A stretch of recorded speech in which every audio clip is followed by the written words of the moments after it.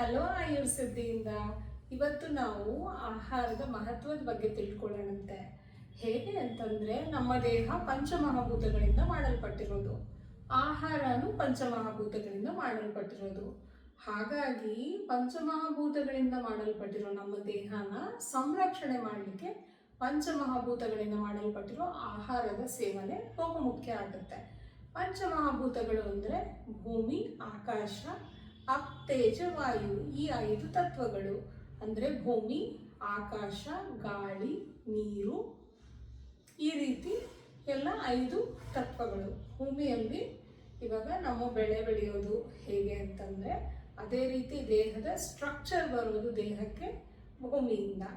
ವಾಯು ಅದರಲ್ಲಿ ಒಳಗಡೆ ಸಂಚಾರ ಆಗೋ ಎಲ್ಲ ಎಲಿಮೆಂಟ್ಸ್ನು ವಾಯು ರೆಪ್ರೆಸೆಂಟ್ ಮಾಡುತ್ತೆ.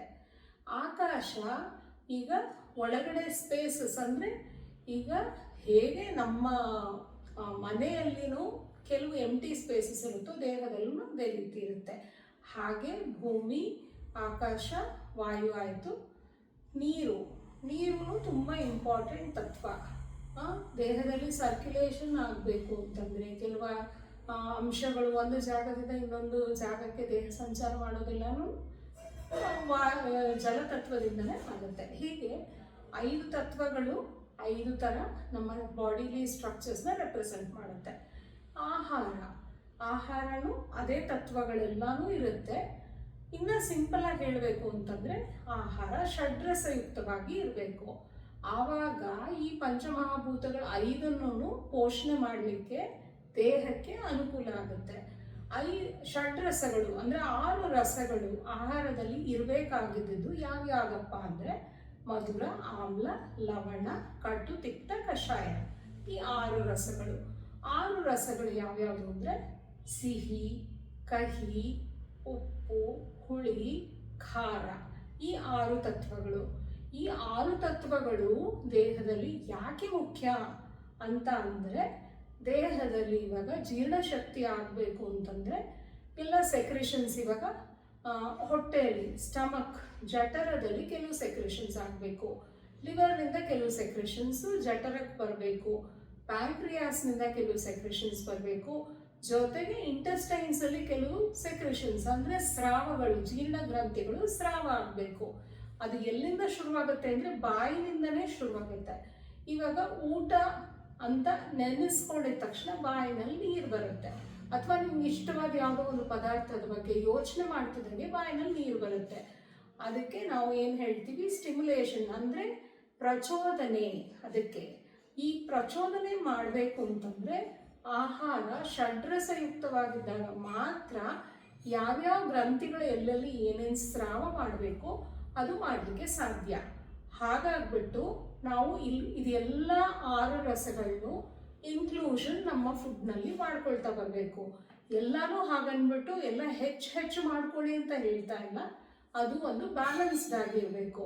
ಇವಾಗ ಹೇಗೆ ಬ್ಯಾಲೆನ್ಸ್ ಅಂದರೆ ನಮ್ಮ ಸೌತ್ ಇಂಡಿಯನ್ ಅಡುಗೆಯಲ್ಲಿ ಉಪ್ಪು, ಹುಳಿ, ಖಾರ, ಸಿಹಿ ಎಲ್ಲ ಪದಾರ್ಥಗಳನ್ನು ಒಂದು ಪ್ರಮಾಣದಲ್ಲಿ ಸೇರಿಸ್ತಾ ಬಂದಾಗ ಒಂದು ರುಚಿಕಟ್ಟಾದ ಆಹಾರ ತಯಾರಾಗುತ್ತೆ ಊಟಕ್ಕೆ. ಹಾಗೇನೆ ಎಲ್ಲ ಅಲ್ಲಿನ ಪ್ರದೇಶಗಳಿಗೆ ತಕ್ಕನಾಗಿ ಅದರಲ್ಲಿ ಒಂದು ಬ್ಯಾಲೆನ್ಸ್ ಇರುತ್ತೆ. ಅದನ್ನು ಯಾವತ್ತೂ ಬ್ರೇಕ್ ಮಾಡಬಾರ್ದು, ಅದನ್ನು ಲಿಮಿಟೇಷನ್ ಮಾಡ್ಕೋಬಾರ್ದು. ಹೇಗೆ ಅಂತಂದರೆ ದೇಹಕ್ಕೆ ಎಷ್ಟು ಪ್ರಮಾಣದಲ್ಲಿ ಉಪ್ಪು ಬೇಕೋ, ಎಷ್ಟು ಪ್ರಮಾಣದಲ್ಲಿ ಸಕ್ಕರೆ ಬೇಕೋ ಅಷ್ಟು ದಿನಕ್ಕೆ ನಮಗೆ ದೇಹಕ್ಕೆ ಕೊಡಬೇಕಾಗ್ತದೆ. ಇಲ್ಲ ಅಂತಂದರೆ ಪರ್ಟಿಕ್ಯುಲರ್ ಕೆಲವು ಸ್ರಾವಗಳು ಆಗದೇ ಇದ್ದಾಗ ದೇಹದಲ್ಲಿ ಅಬ್ಸಾರ್ಪ್ಷನ್ ಕಡಿಮೆ ಆಗುತ್ತೆ. ಇವಾಗ ಉಪ್ಪನ್ನ ಪೂರ್ತಿಯಾಗಿ ಸೇವನೆ ನಿಲ್ಲಿಸಿದಾಗ ದೇಹ ಏನಾಗುತ್ತೆ, ಜಡ ಆಗುತ್ತೆ. ಯಾಕಂದರೆ ದೇಹದಲ್ಲಿ ಸೋಡಿಯಂ ಅಂಶ ಕಡಿಮೆ ಆಗುತ್ತೆ. ಯಾವಾಗ ಸೋಡಿಯಂ ಅಂಶ ಕಡಿಮೆ ಆಗುತ್ತೋ ಆವಾಗ ಸ್ನಾಯುಗಳ ಚಲನೆ ಕಟ್ಟಾದಂಗೆ ಆಗ್ಬಿಡುತ್ತೆ. ಸ್ನಾಯುಗಳ ಚಲನೆ ಆಗೋದಕ್ಕೆ ಕಷ್ಟ ಆಗುತ್ತೆ ದೇಹಕ್ಕೆ. ಬೇರೆ ಪ್ರಚೋದನೆ ಬೇಕಾಗುತ್ತೆ. ಆವಾಗ ಲೈಕ್ ಇವಾಗ ಸ್ಟಿಮ್ಯುಲೇಷನ್ ಕಡಿಮೆ ಆಗಿ ಸೋಡಿಯಂ ಕಡಿಮೆ ಆಗಿ ದೇಹ ಜಡ ಆದಾಗ ಏನು ಮಾಡ್ತಾರೆ, ಹೊರಗಡೆಯಿಂದ ವೈಬ್ರೇಟರ್ ಸ್ಟಿಮ್ಯುಲೇಷನ್ ಅಥವಾ ರಕ್ತ ಸಂಚಾರ ಹೆಚ್ಚಾಗುವಂಥ ಮಾತ್ರೆಗಳನ್ನ ಇಂಥದನ್ನು ಕೊಟ್ಟು ರಕ್ತ ಸಂಚಾರ ಮಾಡಬೇಕಾಗುತ್ತೆ. ಆದರೆ ದೇಹದಲ್ಲಿ ಸರಿ ಪ್ರಮಾಣದಲ್ಲಿ ಸೋಡಿಯಂ ಇದ್ದಾಗ ಅದು ರಕ್ತ ಸಂಚಾರ, ಸ್ನಾಯುಗಳ ಮೂಮೆಂಟ್ನ ಪ್ರಮೋಟ್ ಮಾಡುತ್ತೆ. ಹಾಗಾಗಿ ನಾನು ಹೇಳೋದೇನು ಅಂತಂದರೆ, ಷಡ್ರಸಗಳು ದೇಹದ ಆರೋಗ್ಯದ ಸಮಸ್ಯೆಗಳನ್ನ ದೂರ ಮಾಡಲಿಕ್ಕೆ ತುಂಬ ಮುಖ್ಯವಾದ್ದು. Maintenance of health, immunity buildup ಮಾಡಲಿಕ್ಕೆ ಆಹಾರ ಯಾವಾಗಲೂ ಷಡ್ರಸಯುಕ್ತವಾಗಿ ಇರಬೇಕು. ಇದನ್ನು ನಮ್ಮ ಆಚಾರ್ಯರು ಬಾಲ್ಯಾವಸ್ಥೆಯಲ್ಲೇ ಅಡ್ವೈಸ್ ಮಾಡ್ತಾರೆ. ಹೇಗೆ ಅಂತಂದರೆ, ಮಕ್ಕಳಿಗೆ ಸುತ್ತುಕಾರಗಳನ್ನ ಹಾಕೋ ಒಂದು ಪದ್ಧತಿ ಇದೆ. ಅದನ್ನು ನಮ್ಮ ಆಚಾರ್ಯರು 12ನೇ ದಿನ ಹುಟ್ಟಿದ ಮಗುವಿನಿಂದ 3 ವರ್ಷದವರೆಗೂ ಕೊಡಲಿಕ್ಕೆ ಹೇಳ್ತಾರೆ. ಹೇಗೆ ಅಂತಂದರೆ, ಈಗ ಈಸೋಫೇಜಿಯಲ್ ಅಂದರೆ ಗಂಟಲಿನ ಅನ್ನನಾಳ ಕೊನೆಯ ಭಾಗ ಡೆವಲಪ್ಮೆಂಟ್ ಆಗೋದು ಕೊನೆಯ ತಿಂಗಳು, ಅಂದರೆ 32ರಿಂದ 36ನೇ ವಾರದಲ್ಲಿ. ಆ ಸೆಕ್ರೇಷನ್, ಅದು ಸ್ಟ್ರಕ್ಚರ್ ಲಾಸ್ಟಲ್ಲಿ ಫಾರ್ಮೇಷನ್ ಆಗಿರೋದು. ಸ್ಟಿಮ್ಯುಲೇಷನ್ ಅದಕ್ಕೆ ತುಂಬ ಮುಖ್ಯ ಅನ್ನೋದಕ್ಕೆ ಈ ಪದ್ಧತಿಯನ್ನು ನಮ್ಮ ಆಚಾರ್ಯರು ಆವಾಗ ಅಳವಡಿಸಿದ್ರು. ಇವಾಗ ಏನು ಹೇಳ್ತಾರೆ, ಇವಾಗಿನ ಮಾಡರ್ನ್ ಮೆಡಿಸಿನ್ ಅಲೋಪತಿಕ್ ಪೀಡಿಯಾಟ್ರಿಷಿಯನ್ಸ್ ಪ್ರಕಾರ ಯಾವುದೇ ರುಚಿಗಳನ್ನ ಮಕ್ಕಳಿಗೆ 1 ವರ್ಷದವರೆಗೂ ಕೊಡಬಾರ್ದು ಅಂತ ಹೇಳ್ತಾರೆ. ಅದು ಏನಾಗುತ್ತೆ, ಇವಾಗಿನ ಮಕ್ಕಳಲ್ಲಿ ಅದಕ್ಕೇನೆ ಇಮ್ಯುನಿಟಿ ತುಂಬ ಕಡಿಮೆ ಇರುತ್ತೆ. ಯಾಕಂದರೆ ಆ ಸ್ರಾವಗಳನ್ನ ಪ್ರಚೋದನೆ ಮಾಡೋದೇ ನಾವು ತುಂಬ ನಿಧಾನಕ್ಕೆ ಮಾಡಿದಾಗ ಏನಾಗುತ್ತೆ, ಅದು ಅವರ ಡೈಜೆಸ್ಟಿವ್ ಪವರ್ನ ಕಡಿಮೆ ಮಾಡಿಬಿಡುತ್ತೆ. ಈಗ ನಾಲಿಗೆಯಲ್ಲಿ 6 ಥರದ ಸೆಕ್ರೇಷನ್ಸ್, ಅಂದರೆ 6 ಥರದ ಟೇಸ್ಟ್ ಬರ್ಡ್ಸ್ ಇರೋದು ಮಾಡ್ರನ್ನಲ್ಲಿ ಕೂಡ, ಆಯುರ್ವೇದದಲ್ಲಿ ಕೂಡ ಎಲ್ಲ ಪದ್ಧತಿಯಲ್ಲೂ ನಾವು ಒಪ್ಕೊಳ್ತೀವಿ. ಇವಾಗ 6 ಥರದ ಗ್ರಂಥಿಗಳನ್ನ ಯಾಕೆ ಭಗವಂತ ಮಾಡಿದ್ದಾನೆ ಅಂದರೆ, 6 ಥರದ ಸ್ರಾವಗಳು ಮುಖ್ಯ ಅನ್ನೋದಕ್ಕೋಸ್ಕರ ಮಾಡಿದ್ದಾನೆ. ಹಾಗಾಗಿ ಈ ಖಾರಗಳನ್ನ ಹಾಕೋ ಪದ್ಧತಿ ಅದಕ್ಕೆ ತುಂಬ ಕೋರಿಲೇಟ್ ಮಾಡುತ್ತೆ.